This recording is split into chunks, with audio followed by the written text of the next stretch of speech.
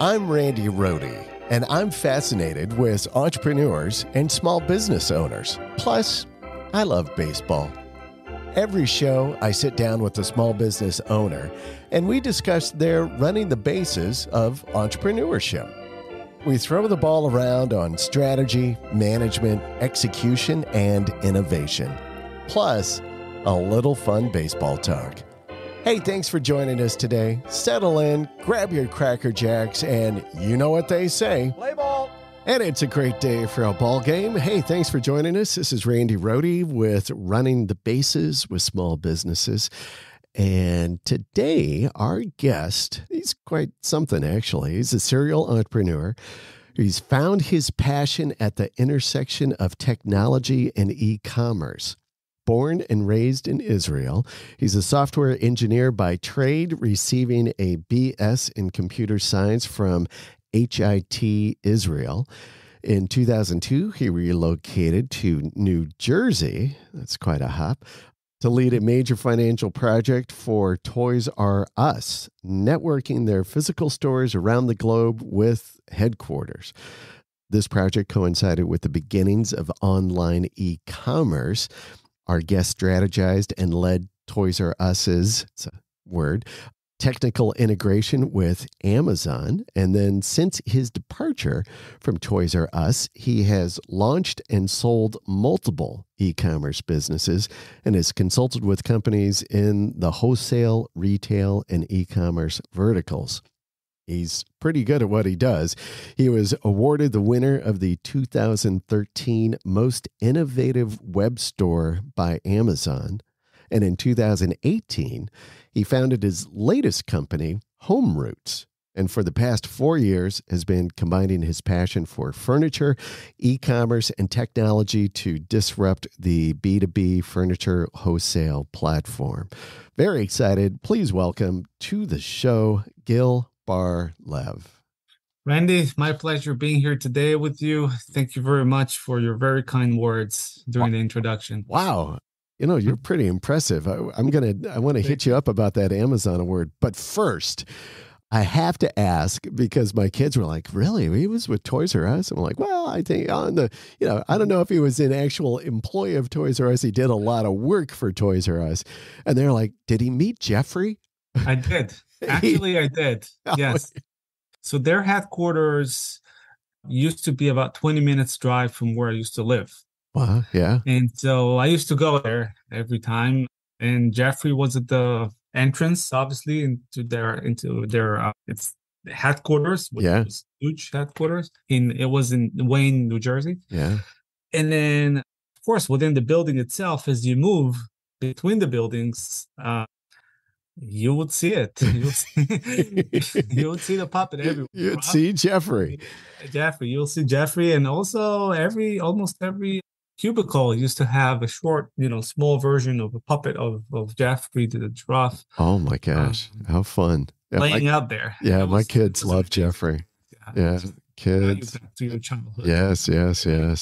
So that was probably quite the experience, I think, with Toys R Us at that time. And they still live. I was, when you were coming on, I wanted to go like, I know I've read something even more recent. And I think just within the last couple of months, they've announced a partnership with Macy's to set up boutique shops in the Macy's stores. You can still shop at Toys R Us online. I don't know if some of your handiwork is still amidst the code of what you see online at the moment. But what was that experience like doing work for Toys R Us, especially at that time when e-commerce was really starting to balloon? Yes. So first I'll touch upon the fact that I'm actually, I heard about the news with Macy's, and it's funny because I had this same conversation with my wife a couple of weeks back about how us as kids, it's very sad, actually. Many different retail stores are, vanishing from the world. And it's a sad, because I do remember for us as kids, and as we, grew up, and even in Israel, we used to have Toys R Us. We had that shopping experience, when you go into a toy store and you had this wow effect of having all those games, activities, and everything. Sure. Is so wow. And now we're looking, and I have kids. I have 3 kids. And looking back at them, they're missing some of that experience, Mhm. right? Or I'm thinking about the future kids, right? It's not the same. The world is evolving, but still you have this legacy thoughts, or you pray for something that was there in a past experience of touching the goods, playing with them, shaking the boxes a little bit, figure out maybe what's there, what's the lights are. It's missing. So I'm actually very happy for them doing this partnership with Macy's. I will candidly admit that my doing with them back in the day, I doubt that it's still alive. I would love to say that it is, but I don't think Yeah, so. I would doubt that too. Just knowing how technology evolves. Yeah, I doubt so. Yeah. But the experience was, I tell you what. So my first experience with them was was not even related to more of the e-commerce. It was really more related on the financial space of things, and how do you really put together stores from different places in the world together in a one single financial system, which was a very challenging task. You can imagine different currencies, different way of payments, different economies, languages, cultures, the way that they see money, and it's very much different in how you track that. But then I was lucky enough that my manager at that time was very happy and very entrepreneur in spirit. I submit again in opposed to some other leadership members of the leadership team, but he actually was pushing me for innovation for Toys R Us. So what else can be done in the e-commerce world? Now they were very hesitant to move forward by themselves or to open up their own .com store, which is something that later on they've done. But at the beginning they were very hesitant, and they were looking to find a different way to get engaged. Again, that was post the bubble that burst in the 2000s, and the internet. Everybody was pretty much afraid about this, what's going to happen. And even though I started a little bit later, but the trauma was already there. Right. So the experience was, tell you what, to work there with the people, it was amazing experience. You can imagine, you have toys all over the place. Yeah. Oh yeah. And I'm not kidding, it literally toys all over the place. You can't even be it's hard to get into an argument where Jeffrey's looking at you from the back of the person, or to you have another candies, walking around in the building. It's hard to get. It's a feel good. Yeah, it's very tough. But on the other hand, it was an amazing experience for me, because I got an opportunity to pretty much do something from scratch that they did not have any touch with up to that point, which is to reach out to Amazon, getting it with them, getting the contact person, get this partnership up and running, and leading that partnership up to the point that it got matured. And it was also a good experience for me on multiple reasons. One, because I learned a lot of things from Amazon. Right. I don't need to tell you, Amazon does a lot of good things. I don't always have love relationship with Amazon, but they do a lot of things right. They're a good friend to have, right? In the e-commerce business. You don't want them as your enemy. Yes. I can tell you that. But, I've learned a lot of techniques of work from them, and the way that they think and the way that they approach. There's a lot of learning that I have from that engagement. And the thing is that really exposed me into the e-commerce world, where I knew a lot about internet development, intranet development. That's why I was pretty much tasked with that. So they knew that I know how to build websites. I know how to do all that. That was really my specialty. But e-commerce was like the next level. Right. So I got myself engaged in that, learned a lot of things. And I will say that I'm very thankful for those times, because without that, what I've been doing in the past 20 years most likely would have never happened. Yeah. Well, tell us about that incredible award. So this is, going back like 9 years or so. But I would think, to be recognized by Amazon in 2013, because by that point they were beast to reckon with, right? And for you to be recognized as having the most, what was I have to go back exactly to title that, most innovative web store out of all of the web stores that had to be out there at that time. What an incredible recognition, and really a testament to your talent and vision, I guess. What were some, I guess, what made it so innovative at the time? Yeah. So first, thank you for that. So I'll give the audience a little bit of a background. What was the web store? But Amazon around 2011, 12, 13, thinking even up to maybe the 2015, if I'm not mistaken with the dates, they used to have that technology that you can launch a website that sits on their platform. Like similar to what Shopify is today or Right. BigCommerce, but Right. Amazon actually did something similar to that to whoever sold on Amazon at that time, and also whoever wanted to sell online but wanted to use Amazon infrastructure, right? So I wanted to obviously have my own website at that time, wanted to push, merchandise to the consumer. So I came on board through Amazon. But because of my experience in the past with Amazon, a decade earlier, and my own experience in e-commerce, and I helped different brands, I actually found myself continuously working with their tech team side by side by introducing more and more features that actually got implemented throughout, different iterations. Right. And I think they recognized me at some point as the person who maybe have fed them with the most amount of feedback and features and things that eventually rolled out to my own website at that time, that they said, okay, there's something going on here. And I pretty much had an open dialogue with them for close to 2.5, 3 years just on that web store. And I was there had open channel of communication, feature request, everything. Pretty much they acted almost like an open door, I had an immediate access Right. to their technological and business development team, and features were rolled out and deployed relatively quickly based on the feedback that I kept on giving them. And I kept on doing that for 2.5 years. And I think that's really what triggered that. Again, it was built upon some of the relationship that I built a decade earlier with Toys R Us. Sure. Many people kind of moved that along, and that's I think that's what triggered that eventually. And one day they came forward and said, "Okay, we want to give that award. Yeah. That you add something to the marketplace." So, well, good for you. Congratulations. Yeah, no kidding. That is awesome. I am curious. So was the web store that you had at that point, I'm imagining it had to be successful, because I can't imagine that they would continue to, Yes. support you if you were selling something crazy and weren't selling anything. So it had to have been a great, successful venture for you. Do you still have that particular venture, or have you? Oh, that particular venture I exited. Okay. I sold out my part of it. Amazon also in time have, I think around 2015 or 16, a little bit later, they sunset this technology. They actually moved Right. out to something else, and they move it to be all part of their AWS, like a part Right. of a bigger thing. And they kind of sunset this one specifically, they moved to something else. But that was the business at that time was houseware.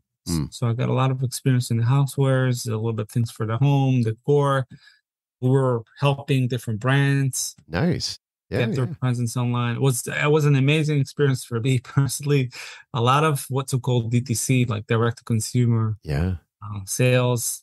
And actually that was what planted the idea at the beginning for what I've been doing since 2018, which is HomeRoots. Yeah. Yeah. Very exciting. So you grew up in Israel.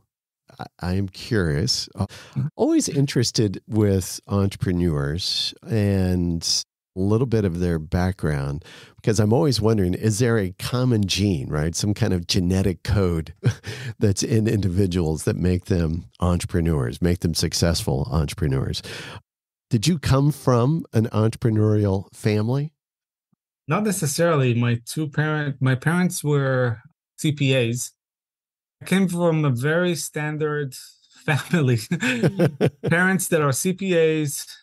We're four brothers. I'm the youngest. So Okay. two of my brothers are lawyers, and another one is a police officer / also some type of a CPA. All right. He's doing CPA on the side. Very standard. Nothing.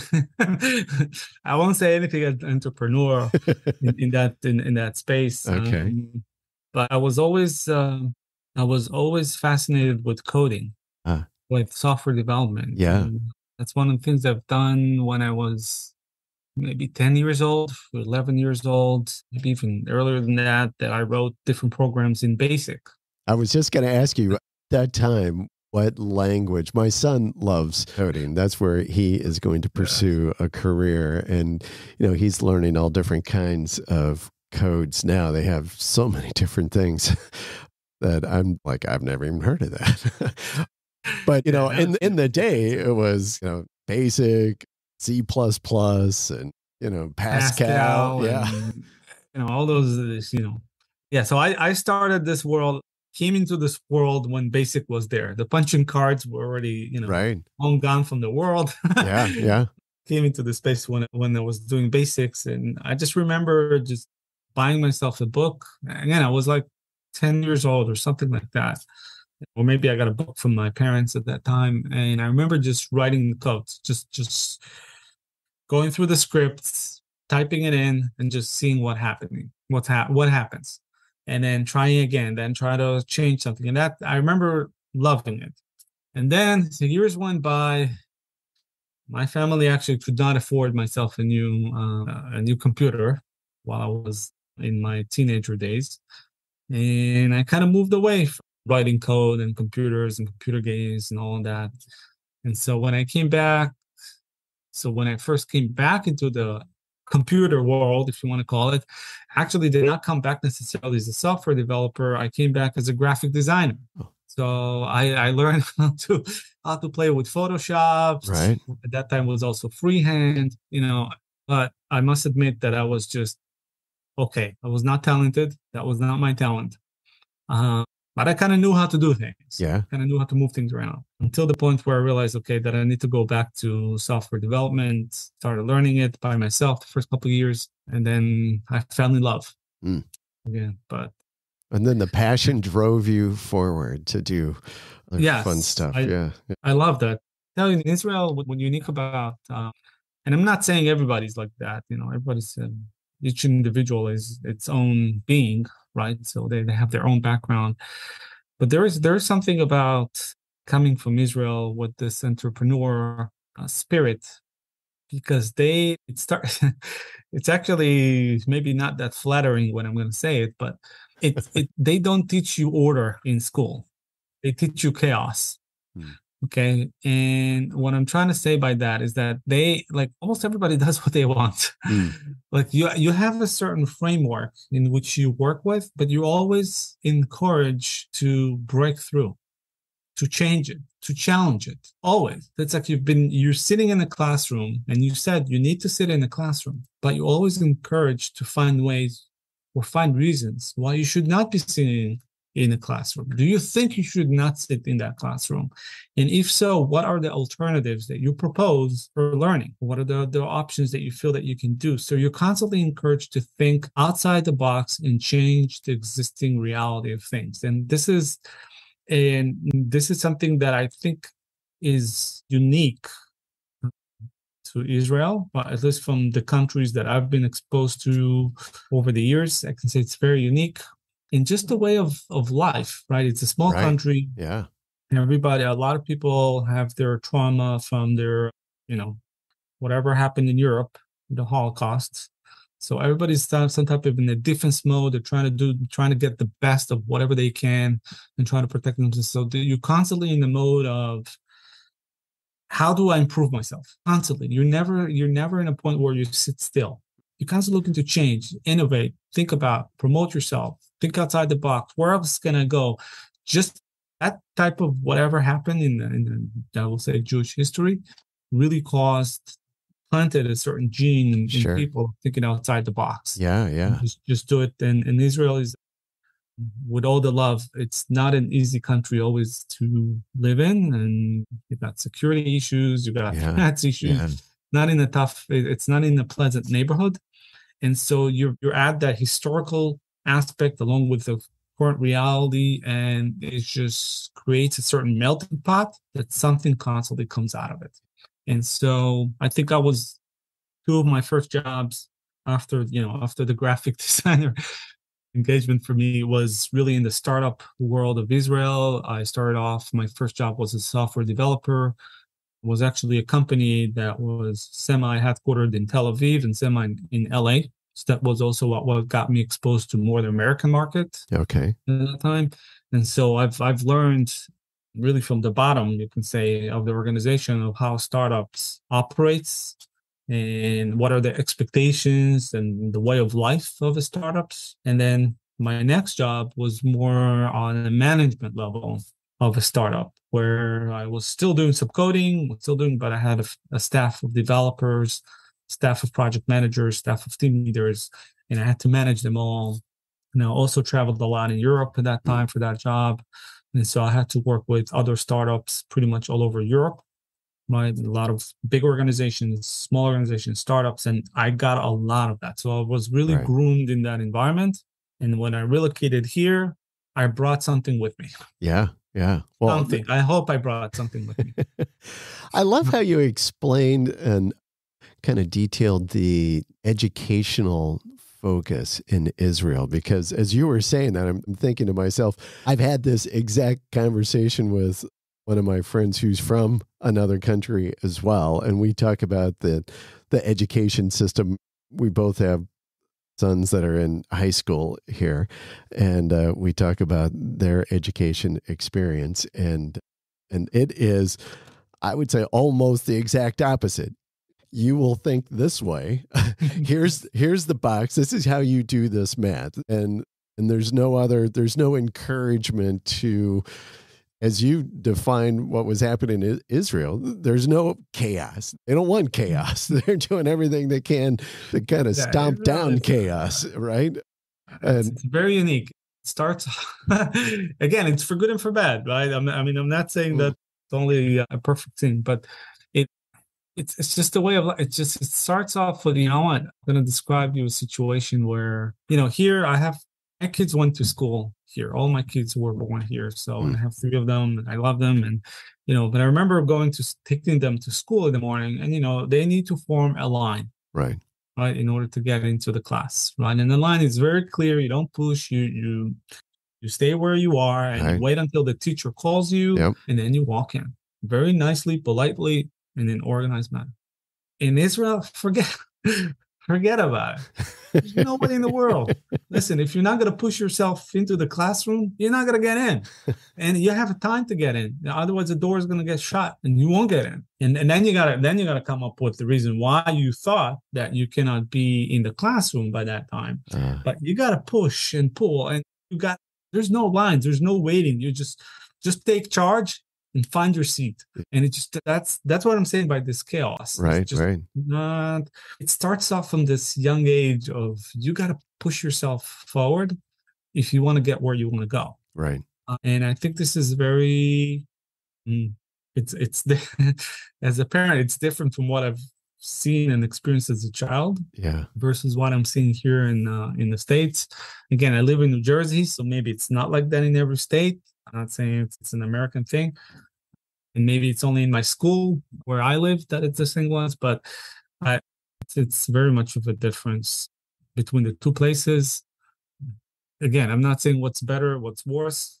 Just this is the situation. Yeah. Well, we'll let people, I guess, make their own choices, but definitely the encouragement to think outside of the box is, I think, a benefit. I think that is incredibly important because, and what I try to tell my kids is because the world they're growing up in really has no boundaries, right? I mean, they are competing and will be interacting with people in Cleveland, in Tel Aviv, in Baghdad, in London, everywhere, right? And so their world really has no boundary. And so you need to be thinking outside of your little environment here and really begin to question why and how can you and where can we take this and really get, whether you're being entrepreneurial or not, I think is not really the point, but it's encouraging that real independent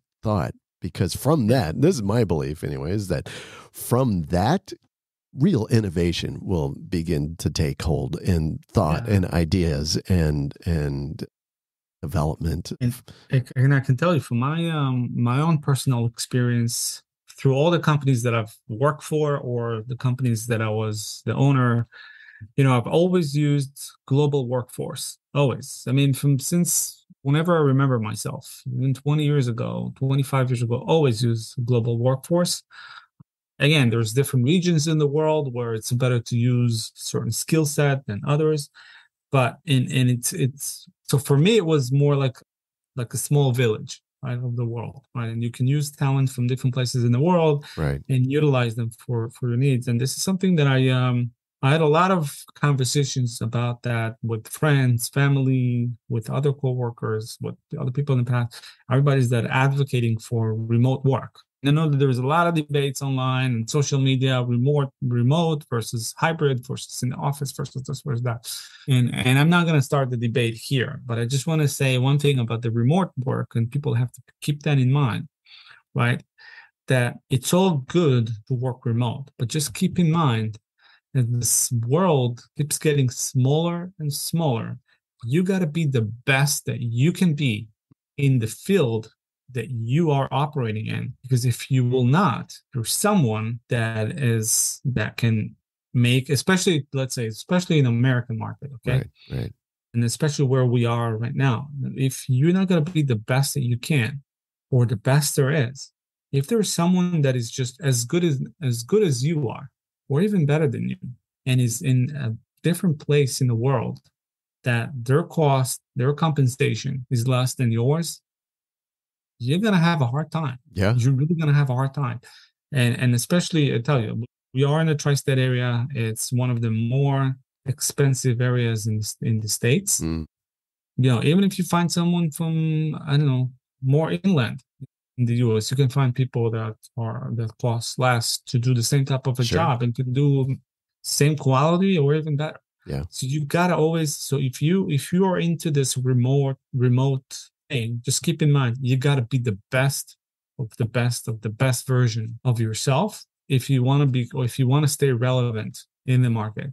Otherwise, you better think of a different work mode that brings some other qualities that remote work cannot bring. Yeah, well, that's what I try to tell my kids as well. Is you're competing with millions and billions of people. It's not people in Cleveland. It's not the people in your high school. It's it is a worldwide adventure, and you've got to set yourself up so that you would be distinguishable from others. Be unique. You have to be. And I think, to your point, you have to be the best that you can be and make yourself stand out in whatever way that can be. So, see, we could talk just hours. I'm so fascinated about your experience in Israel. I love this conversation. Yeah, I could go on and on about that. Well, let's talk about, so let's fast forward to today, or really, I should say 2018. You came upon, and I think you even mentioned this when you're describing your award-winning website with Amazon. That's probably really where the seed was planted in regards to home furnishings and home goods. And then it really kind of blossomed in with HomeRoots. And people, you can go check it out, homeroots.co. That's .co. And so tell us about HomeRoots. How did you decide, all right, let's launch this thing? And what is it? Because it's different, right? A little different offering. Yeah. So since I started my employment, my project with Toys R Us, up to the point of HomeRoots, I was mainly operating or living and breathing in the e-commerce world of B2C, business to consumer, D2C, direct to consumer. It's basically the same thing, just different acronyms. Okay? So I've been operating a lot of this. But I always thought, and especially after this web store came along, I said, okay, I get the direct-to-consumer world. I get the solutions that are out there, but now I want to do some wholesale. After almost doing 15 years of direct-to-consumer, I feel like I want to do more of wholesale. I really want to do more wholesale. I wanted to go one step backward in the supply chain. And I was looking for a platform that I can actually sell my products on. And I came to the conclusion that there isn't. There isn't such a platform. And the only way for me, if I want to do wholesale, is to go to trade shows and exhibit there. Now, I've attended many trade shows. I've also done exhibiting in the past myself. But I was looking for a digital solution. So I knew that I want to get into the B2B world. I knew that I want to get into the wholesale. The question was, okay, what will I go next? What will I do? So the first I started more on the housewares, sports, beauty, all those other things that I had experience with in previous lives, in previous categories that I've worked at. But I remember one day a good friend of mine had invited me to High Point Show, which is in North Carolina, and said to me, okay, listen. And he knew me from the e-commerce world. And said, listen, started this new business. I started as a VP of business development in this new company. I want to do a lot of wholesale, but everybody's here are sales reps. I feel like they're going to retire soon. I don't want to rely on them. There's no, just come over. Just tell me what you think. Okay? And I remember flying over, and I sat there more like a fly on the wall for like 5 days actually. And I don't know if anybody been in High Point, North Carolina, but the show there is not like a typical trade shows. It's like you're literally walking in blocks in the streets. It's like a city. In every showroom is every company has its own showroom. So you walk between stores in a city, and that's how you walk the show. You use, they have golf carts, they have like shuttles. It's a whole thing. It's a huge. I was going to say, how big is that? The floor must be huge. It's huge. It's not a typical event that you go to. So I remember spending them, and we went to different conversations, through different exhibitors, one after the other, and pretty much the conversations were the same between the reps, between the designers, between the store owners, e-commerce folks. Everybody had the same conversation, and you could see how the younger generation, by younger, I'm saying my age at that time, and a little bit younger, maybe even 2, 3, 5 years older than me at that time, how they were very frustrated because we were in a hybrid, I'm calling myself the hybrid world, when we grew up in a non-digital environment. So we know how to operate in a non-digital environment. The younger generation, they only know digital space, right? They don't know how things work otherwise. They didn't grow up into that. And you got the older generations, which more like my parents' generation, which for them it was non-digital space. So how my generation really not find themselves in the space, and they were looking for a change. And I remember coming back from the show, I said, okay, I know I want to do B2B. I just found my vertical. I just found the industry that I need to get involved in. And actually, I planted it and I worked on that for 3 years before I actually launched the platform in late 2018. So I did a lot of groundwork on the back end with research, market, vetting suppliers, vetting buyers, trying to prep things on the back end, building up the platform. Initially, I coded it myself. And then after a while, I brought on board software developers to help me out. And then we launched. And so the whole purpose of HomeRoots, okay, is to provide a platform for small business, medium-sized businesses around the globe that are selling furniture and home decor items to get into the American market, right? And give them the platform to start playing and selling and obtaining a market share in North America by getting their products sold by retailers locally. That's the essence of it. And of course, there's a lot of other things in between, but that's the major essence of HomeRoots. So it's interesting because as I'm listening to you describe HomeRoots, because I guess maybe dig into the platform a little bit, because I know you have customers. And so when I say you have HomeRoots customers that are home stagers, real estate developers, but you also have like other big retail stores like Home Depot and Lowe's and Ashley Furniture. And so could I go to Lowe's and like, hey, I want to buy, outdoor patio set maybe for my space out here. Would I find products via HomeRoots that are listed on Lowe's? Yeah, you can actually go now on Lowe's.com or HomeDepot.com, and if you search for HomeRoots, you will see our products. They're being sold, and they're actually products that are manufactured many factories have basically offered us to sell to those retailers.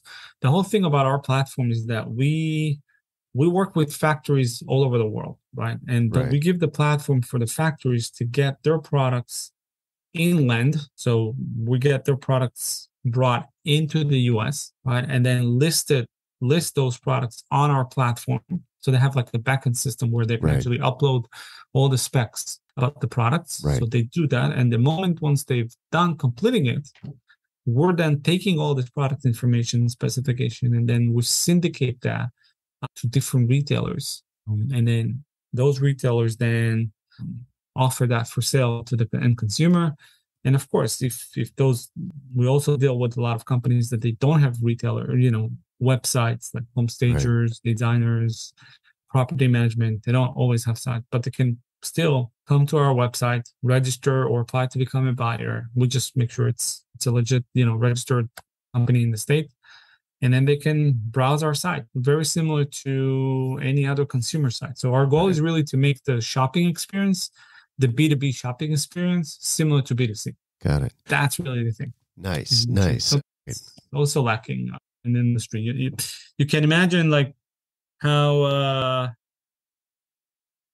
procurement used to be, and to a large extent is still. If you want to buy in wholesale, the whole purchase order, RFQ, this whole process is just very daunting, I would say.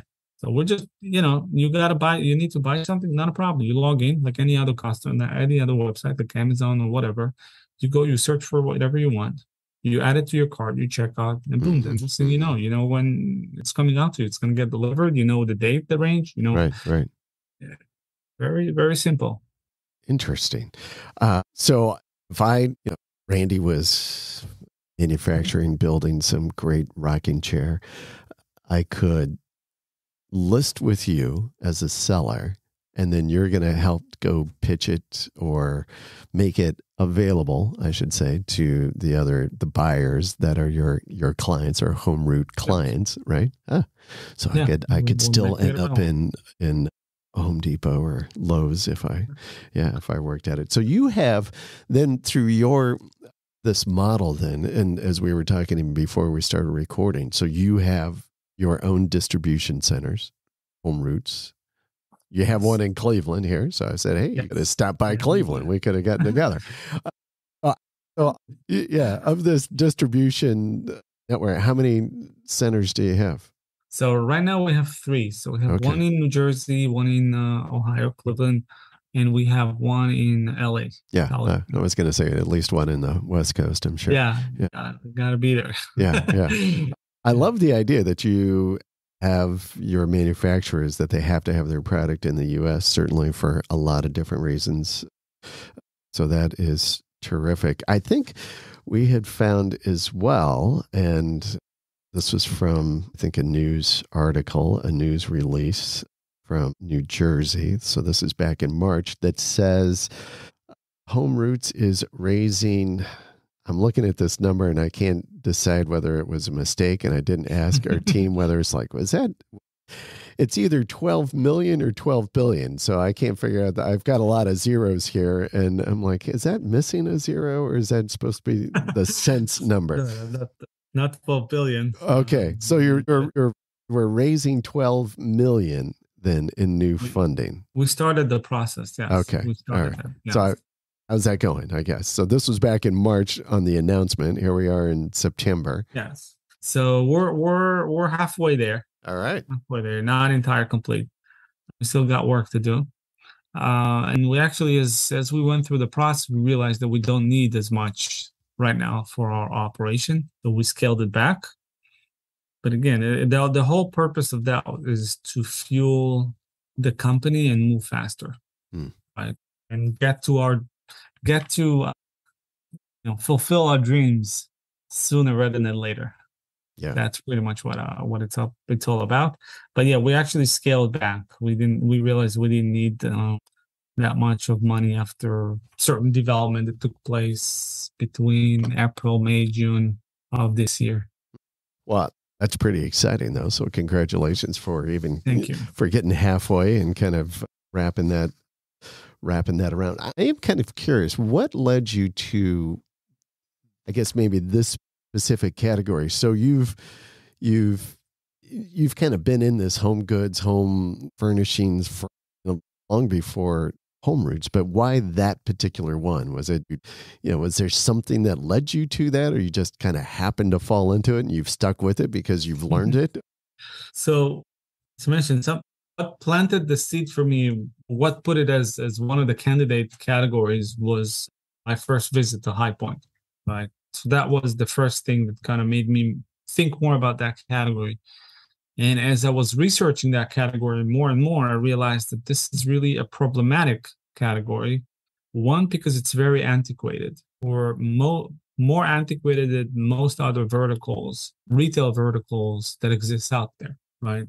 The way it's being sold to the mass, or the way it's being sold to the retailers in such a way that there's no certain standards that the industry is following. Everybody does whatever pretty much they want. It's very fragmented, meaning you cannot really identify a leader or a group of leaders in this industry. So there's no common leader. No one really leads that organization or holds a majority of the market share.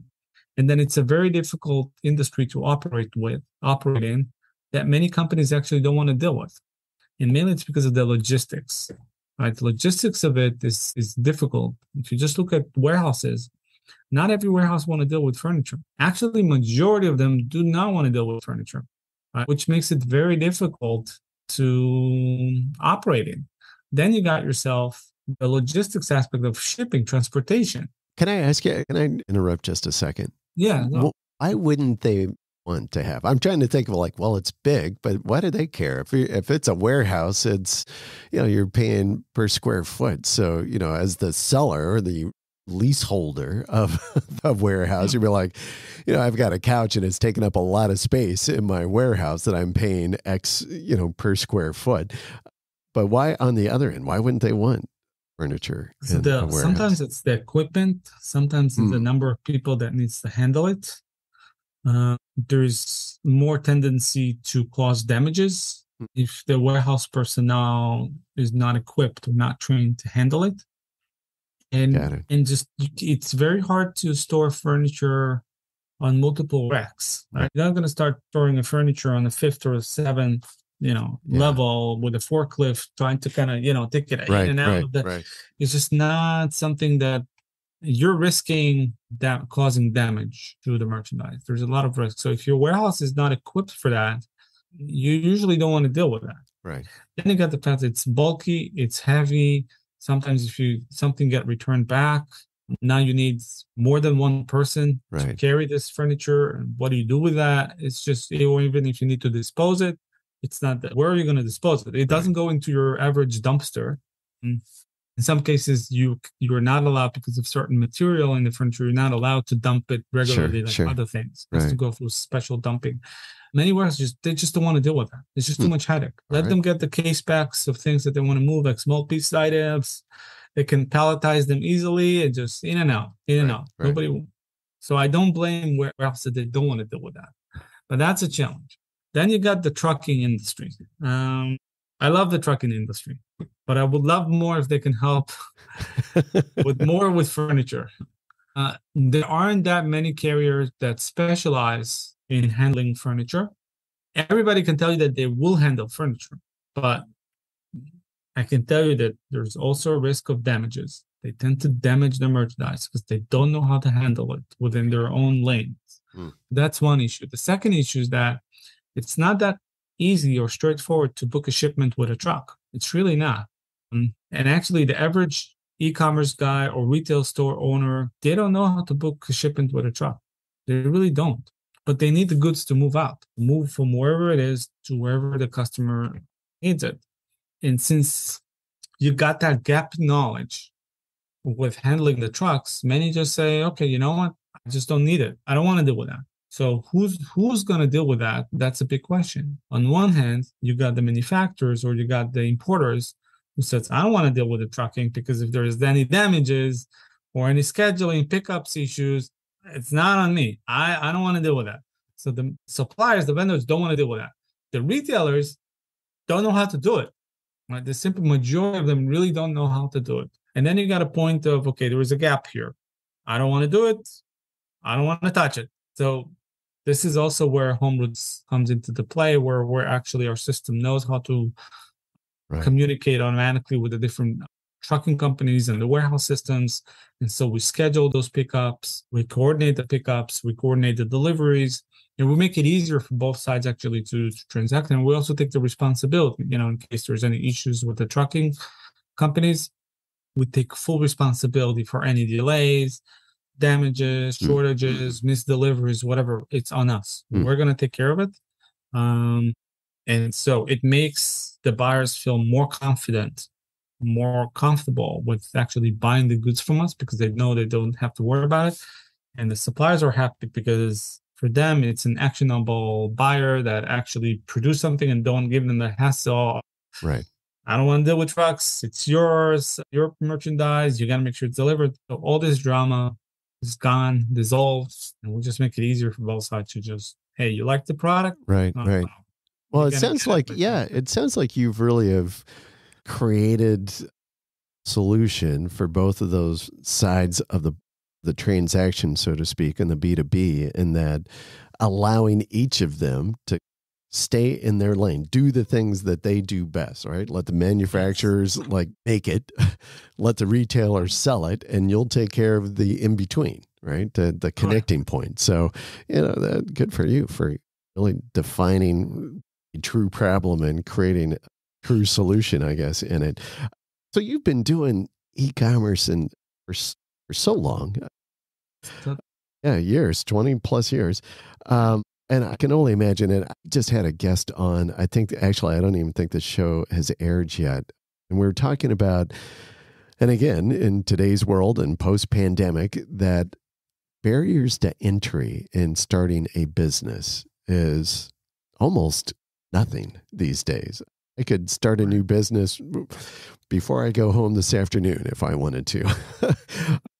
And I could have a website up. If I wanted to do an e-commerce, sell t-shirts, I could have a website. I could have an LLC, a website up and selling before 6 o'clock if I wanted to here today. You can. The barrier to that is almost not even there aside from my time. And so a lot of people, I'm sure, have and will kind of jump into this e-commerce pool. Now, you are doing it in a much bigger way than anything that I would probably even attempt to do. And I'm sure that there's all kinds of aspects in running an e-commerce brand that tends to be underestimated, I guess is where I'm trying to circle this question around. Can you give an example or maybe explain some of those things that people, in your particular experience, just haven't thought about or underestimated listen, this is an issue. You have to give some brain power behind this. Yes. I can tell you, I had many conversations. Many people told me, okay, we're going to start up an Amazon business, or I like to go on, I just set up my Shopify store. It's so simple. Why you've been talking about? Why you're saying it's a little bit more effort? Why you need to work hard? Hey, see, I got my website up and running, before the end of the day. And they're right. And what you said, it's pretty much very much right. It's not that difficult to launch a fully operational e-commerce site in a matter of hours. It's really not that big of a deal. Really not a big of a deal. You may want to learn some few things. You may tweak some few things, but again, you're not looking at a large amount of effort in order to establish yourself. Right. Yeah. I didn't say I would do it successfully. I just said I could do it. Now, that's a good point. Yes. That's a good point. Whether I sold anything, now that's a whole nother question. Yeah, that's a whole other question. Yes. And what many newcomers, put this way, need to be aware of is that it's not just about launching a website or starting a business in Amazon. At the end of the day, you got to find products that sell. And that's a task. It's not an easy task. You're going to find a lot of gurus out there and different Facebook groups that's going to tell you how to find the perfect product that you can make millions of. guess what? There are millions of others who are in the same groups, have watched similar YouTubes or similar Facebook streaming, posts and whatever it is, that they're all going after the perfect product. I'm not saying you should not, but I'm saying it's not easy as it may sound. It's very difficult and you need to know how to go about it. So that's one challenge, how to find the products that consumers really want. And then how do you promote those products in the e-commerce world? Again, like yourself, there are millions who are trying to promote products. Usually promoting products does not come for free. You need to put in some money aside for marketing. Now, there's different marketing techniques, right? There's pure advertising, whether that's on social media or on Google or on different marketplaces such as Amazon or Walmart or whatever. There's the affiliate marketing. There's the, influencer marketing. You got to pick your lane based on the niche of products that you're actually trying to sell and be creative about it. The thing is that what I do recommend for people who want to start their own e-commerce business, first of all, you got to put some money aside. Put a few thousands of dollars aside for identifying products and spend some marketing money towards trying to promote them into the market and see whether this product has some type of a demand. Is there a consumer that is really interested in purchasing the product? Otherwise, you never know. It's not going to work. So I recommend for people not to buy large quantities of merchandise just because you like a certain product. The fact that you like doesn't mean that others do. Okay? You mean there's no certainty that my coffee mug with dogs is going to sell? Well, unless you want to buy it from yourself, there's no. There isn't. I'm sorry to say there isn't, right? It's tough. Yeah. And I'm not saying, and it's easier. It is easier to find products that has potential on Amazon because the way that Amazon set themselves up. Right. There's also some good ways to find on Google. They have different trends and there's different tools for finding potential products that may sell. But you need to get some few samples before you put a lot of money into inventory. Get some few samples and test things out in the market. Put some money behind on advertisements and trying to promote it and see whether it can yield some returns. Now, don't expect that you're going to see all the money back. Don't expect that every product is going to work. Actually, the majority of your products will not work. But what you do need, if you're really into it, if you're really passionate about it, then you should not give up after the first, the second, or even the third product. Just keep on trying and you'll find your angle. And it's enough that you find one home run, going back to baseball. There you go. It's enough that you find one that you're good. Now you have a baseline. Right. Now you can actually start. I also recommend, it's also not that easy, but I also recommend trying to get in touch with a wholesaler that their products have produced evidence that they have demand in the market.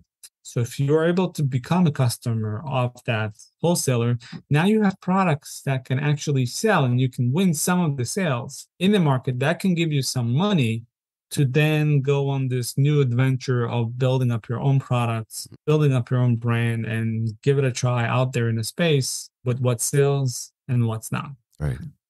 Again, that's in case you want to work in the DTC world. Right. Now, if you want to work in the B2B world, and happens to be you're in a furniture or home decor space, you go to HomeRoots. Yeah, we take care of it. You just give Gil a call and he'll take care of it. We take care of it. That's good. You just get us the samples. There we go. Well, that's good advice. So that's, and probably to sum that up, even though the barrier of entry is fairly small, you can't underestimate identifying that killer product and as well promotion and marketing. You still have to set yourself apart. The world doesn't need another coffee mug with dogs on it. And, and so, yes.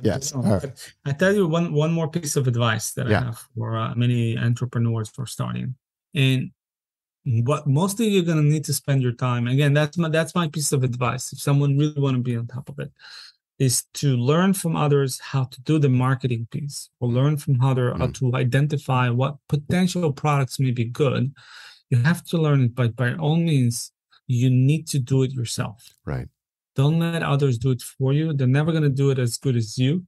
And they're never going to be on top of it as much as you are. And the fact that you actually going to do it yourself, you're going to become better at it every time. You're going to become better and better and better, up to the point where you're going to actually be able to fine tune your offering in the market.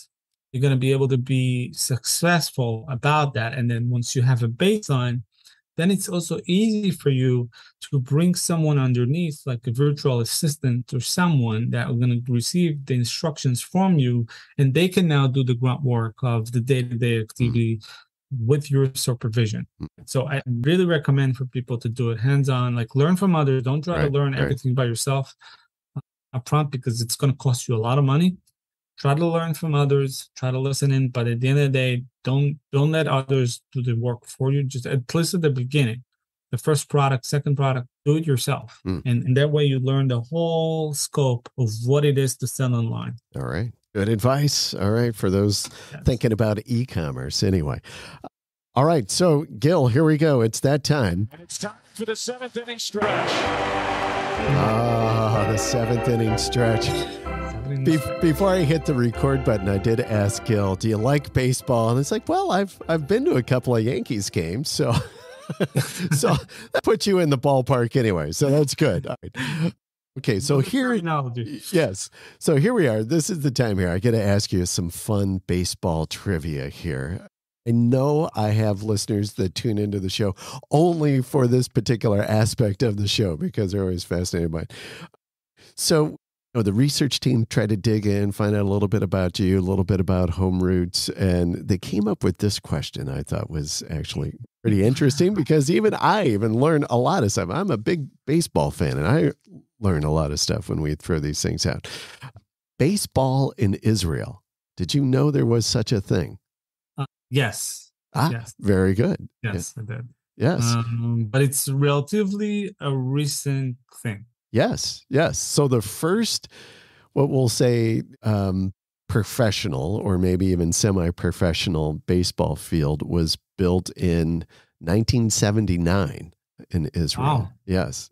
And I did not know. I'm not even I'll try to pronounce this, so please forgive me. Built in Kibbutz Gezer. Kibbutz Gezer. Is that Gezer? Maybe, yes. Gezer. How do you spell it again? Gezer. Gezer. Gezer. Okay. That is where the Yarkin Sports Complex. Oh, I can tell you, it wasn't. Tikva, Israel. It wasn't as big. It wasn't a big thing. Yeah. It was more of basketball and soccer. Yeah. And then judo. Well, right now there are 13 teams in the Israeli Association of Baseball, the IAB. So there you go about that. But that's not your question. That's just a little bit of background. So to give you an idea, right? We got baseball. It's happening in Israel. It's not that old. Here's your question. Has there ever been an Israeli Major League Baseball player? You know what? I really don't know the answer. Well, this is pretty easy. You got a 50-50 chance here. You know what? I'll go for yes. Yes, a home run. There you go. That's a hit. Yes. So in the gentleman's name, yes, is Dean Kremer, Kremer. Kremer. He's not an American by any chance? No. So he grew up in Israel. He played, let me say, I'll give you a little background. I'm 2015 Israeli senior national team pitcher. Became the first Israeli selected in the Major League Baseball draft. So that was in 2015. He decided, so he was in, must have been, when we say Israeli senior national team. So it was when he was in high school, because he was drafted by the Padres in 2015, turned it down, decided to go with his college commitment, played for UNLV, University of Nevada, Las Vegas, here in the States. After playing with them, he then was drafted by the Dodgers. And then in 2019, he reached Class AAA.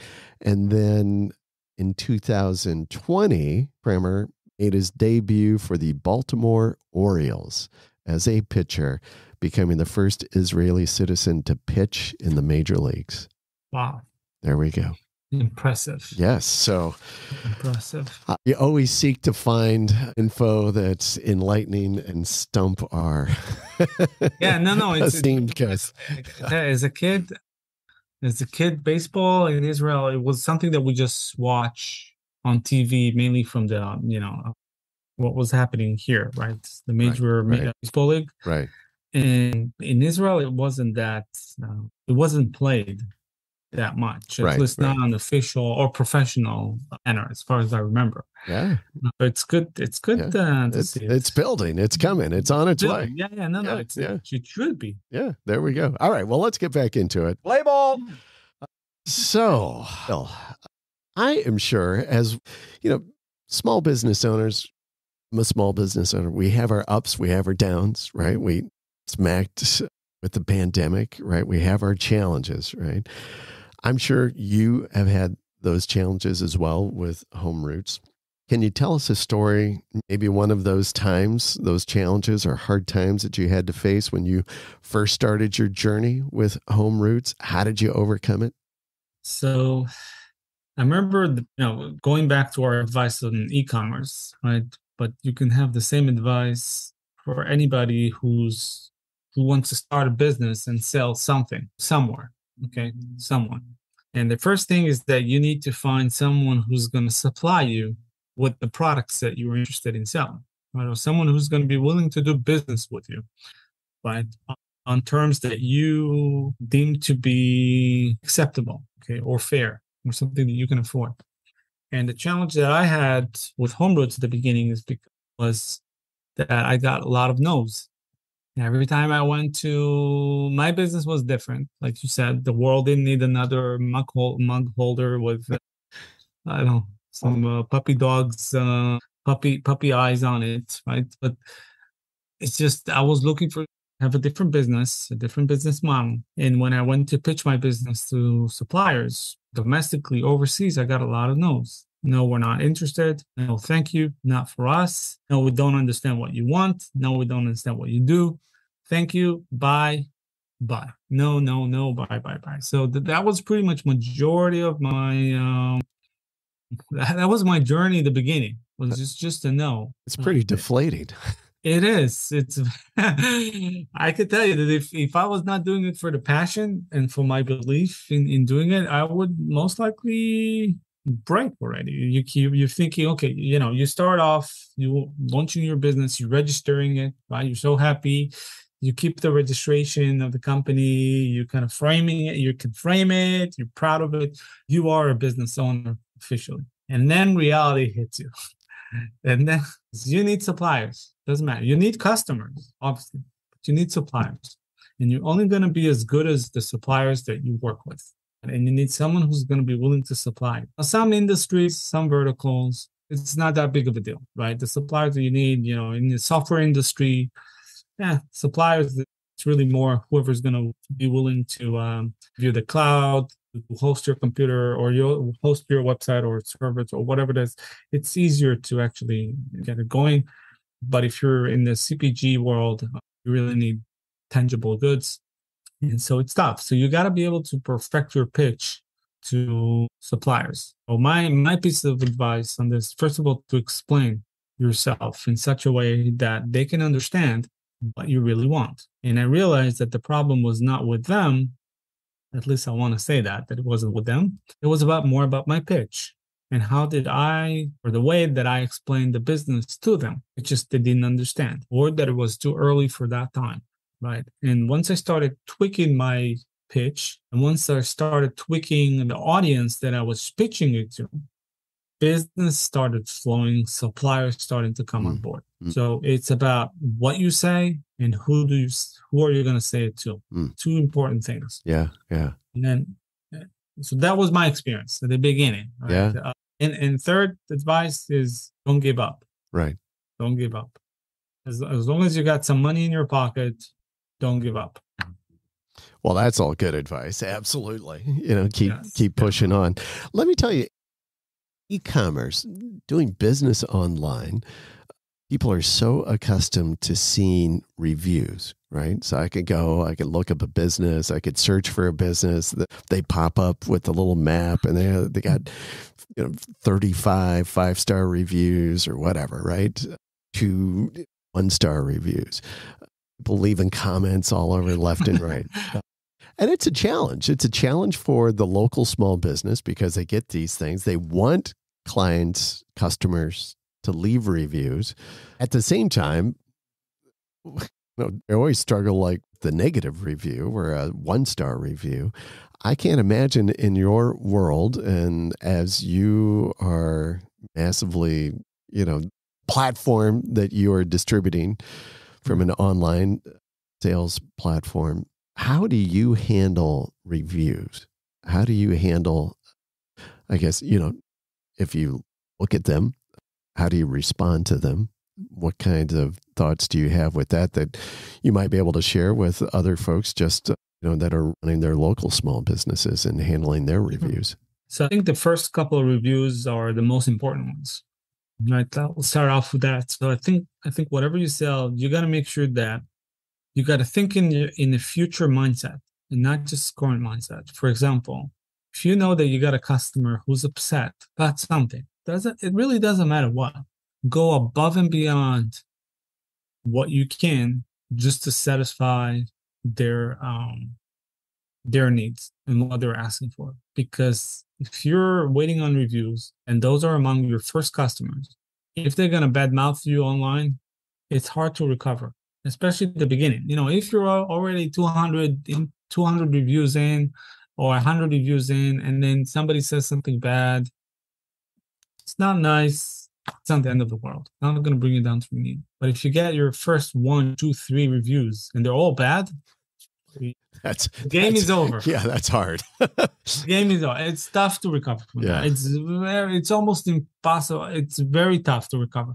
So you got to go beyond and beyond what you may deem to be even fair. There's no fair here. You gotta make the customer happy. If it means that you lose money, lose money. Think about that as not necessarily as losing money. Think about it as like a marketing investment. Right. You really have to think long term, not just the short term, one transaction, one review. You really have to think long term. Am I in this just today, or am I want to be in business a year from now? Yes. And I think you have to, especially at the beginning while you're still small. It's still most likely you takes care of the customer directly. And if it's not you who takes care of the customer directly and you just launch your business, then I recommend you to take care of your customer by yourself and not let somebody else do it, because the first couple of reviews, the first couple of feedbacks are the most important ones. And if a customer is going to be happy, they're going to tell their friends. But you don't want them to tell their friends. Somebody once told me, I remember when I was in economic class, or I don't know what, social study class. I don't remember what it was, but I remember the ratio between somebody says something good about you to something bad about you is 1 to 10, which means on every 10 good customers that are happy, it's enough that 1 will not be. And that just wipes out all the 10 good ones. That's it. And so you don't want that one. You don't want it. So you gotta handle your customers. Reviews are super important. I tell you, in our case, in our platform, if we do get bad reviews on specific products, we tend to take them down, and we take the product down. We take the product down. Yeah, we completely take it offline, and then we give the manufacturer an opportunity to address the concerns of the reviews. Right. Maybe sometimes it might be just misunderstanding sometimes. So we give some room for a dialogue, but at the end of the day, if it's a production issue or whatever it is, then we may need to take the product down entirely and keep the customer happy in different ways and maybe offer some alternatives to them. That's the way that we tackle that in our platform. Right. But if you operate outside of our platform, I will say that if somebody left you a bad review, try to reach out to them, try to listen, try to reason with them, There is no guarantee that they will ever change it, but at least you got to try. Right. It's super important at the beginning. Yep. Yep. Yeah. And again, just emphasize as well, the points you're making is you just have to think long-term, not just this particular instance. Yeah. So you've got all this new money flowing into HomeRoots. You've got great ideas, obviously, passionate about what it is that you're doing. What's on the horizon for HomeRoots? What do you see around the corner? What's the next great step? Okay, so there's a lot of things. Not everything I can disclose. Sure. But I tell you, one of the things that we do want to help, we want to make it more affordable for factories to bring their goods into the U.S. Very simple. We want to bring the merchandise here and spare the needs for retailers here to go overseas. We want everything here as much as possible. We want to bring the markets here. And we want to let the people and the companies operate domestically as if they were originally a domestic registered company.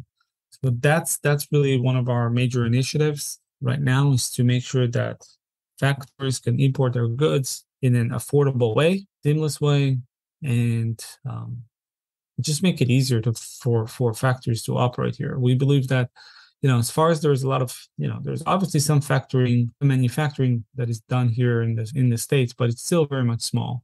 And I predict that it will stay relatively small just because of the workforce, the cost of living, everything else, and also the materials, the raw materials. Majority of them are not in the U.S. They have to be imported from elsewhere. Yeah, there's some few, wood material stuff in Texas, for example. There's a few farms and stuff, but majority of it is really overseas. So we're working on that initiative.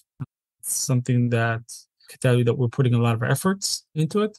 And then the next thing is we really want to help manufacturers that are having challenges with English still do business in the U.S. Right? So imagine that you do not speak English that well. You still want to sell your products. You know how to sell your product, and you got great products.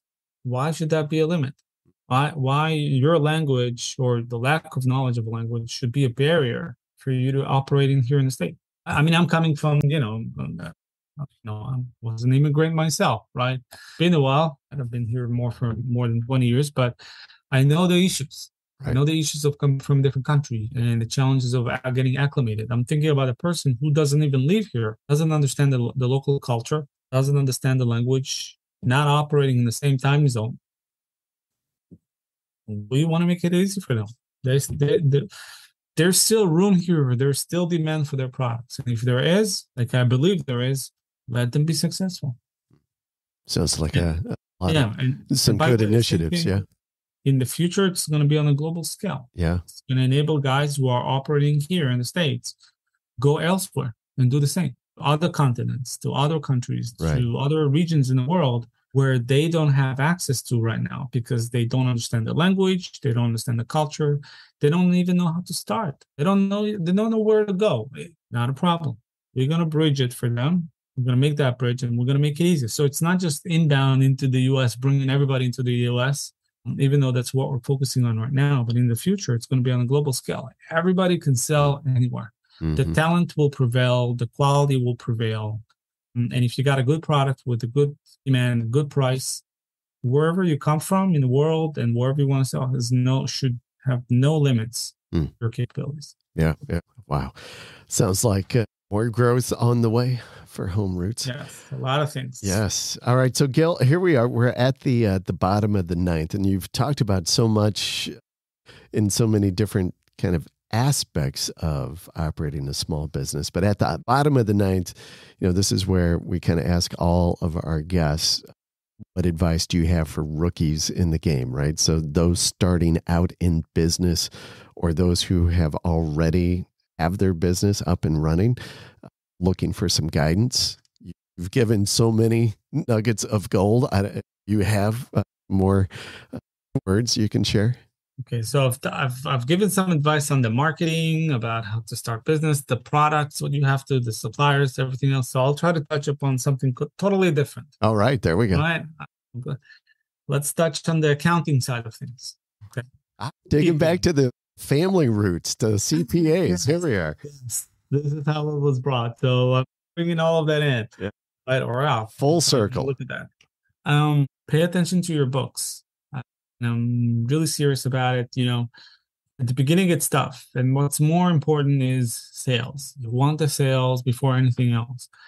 But always keep in touch and keep a close look on what's happening in your books, on your own personal expenses, the company's expenses, different programs that you register with, and over time you don't pay attention. You're not using them anymore, but yet you still pay for them on a subscription fee or whatever. All those things at the end of the day takes away from your bottom line, which takes away from what you take home out of this business that you're building. So my piece of advice is spend some time on the books, record whatever you can. If you don't have the time, then again, you can always hire someone even overseas.